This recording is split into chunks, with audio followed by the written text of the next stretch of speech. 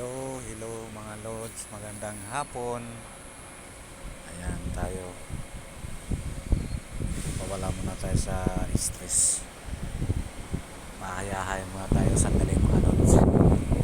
Ay, opo dito yung pahinante ko pumunta doon sa magtitimbang dahil tapos na kami na diskarga mga lods. Ayan, wala na siyang laman. Wala na akong laman. Ayan, timbangan. Ayan, wala nang laman.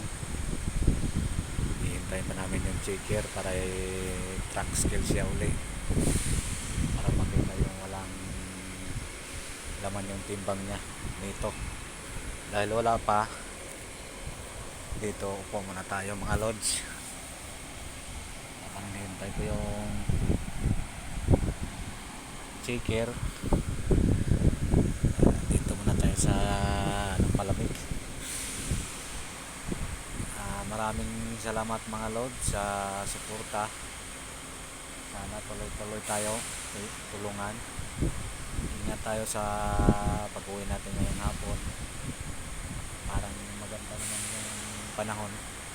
Salamat sa Panginoon. Patuloy tayong nasa kalakasan. Bye bye mga lods.